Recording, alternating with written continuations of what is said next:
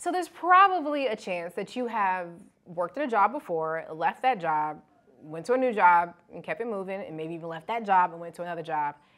And if that's the case, you probably have old 401ks or old retirement accounts that are literally sitting there collecting dust and not doing what they're supposed to do for you, which is making money.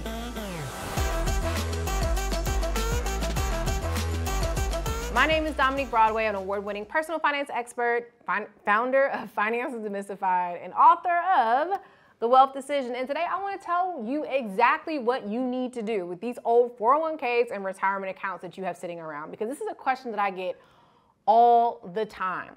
Dominique, what do I do with my old 401k or my old account that's sitting there? I haven't touched it in years. I don't even know what's in there. What should I do with it? Well, let me tell you.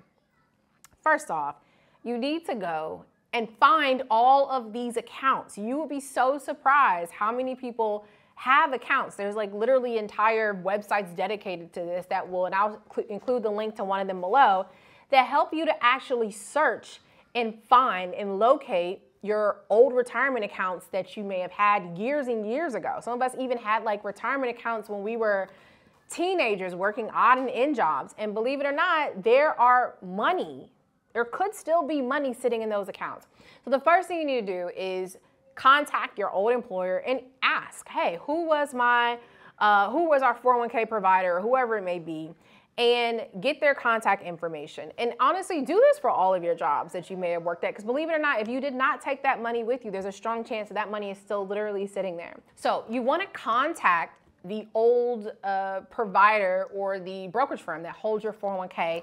Ask them to send you a statement, all right? So they can email it or they can mail it old traditional way, or they may be able to give you login access to actually log in and see what's in your account, okay? Once you do that, you want to determine, okay, what is inside of this account? Has my money been sitting in cash? Has my money been, sitting in what specific investments?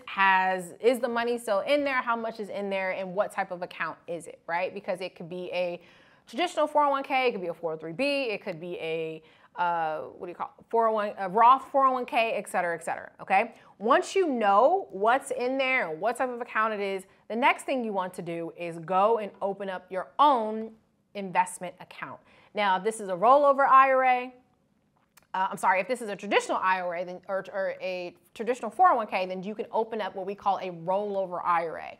Once you open up that rollover IRA at whatever company you want it to be, this could be at any company you want, Robinhood, Fidelity, whoever, or if you even want to open up the rollover IRA wherever the account is currently held, but you need to open up a separate account. And then from there, you're going to request that the current brokerage firm does what we call a ACAT, which is short for account transfer, basically, right? So they would do a ACAT and move all of the funds exactly as they are over into the new account. Now, the reason why I like to move the funds the way they are, which is what we call a in-kind transfer, is because we don't want to potentially lock in any gains, or we don't want to lock in any losses, because maybe that day the market's down and you just sell it just to get out, just to transfer it over. We don't want to lock in unnecessary losses if we don't need to, okay? So I would ask them to do a transfer in kind, an ACAT transfer in kind, with the money from there over to your new brokerage account.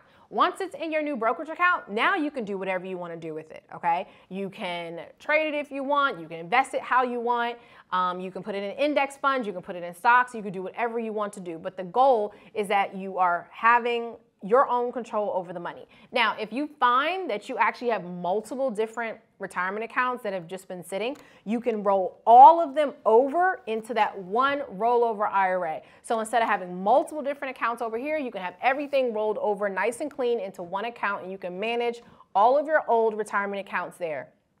Now, another reason why this is great is because you could literally be missing out on tens, if not hundreds, if not millions of dollars over your lifetime if you keep this money at these old brokerage firms, because you're not looking at them, which means that they could just literally be sitting in cash.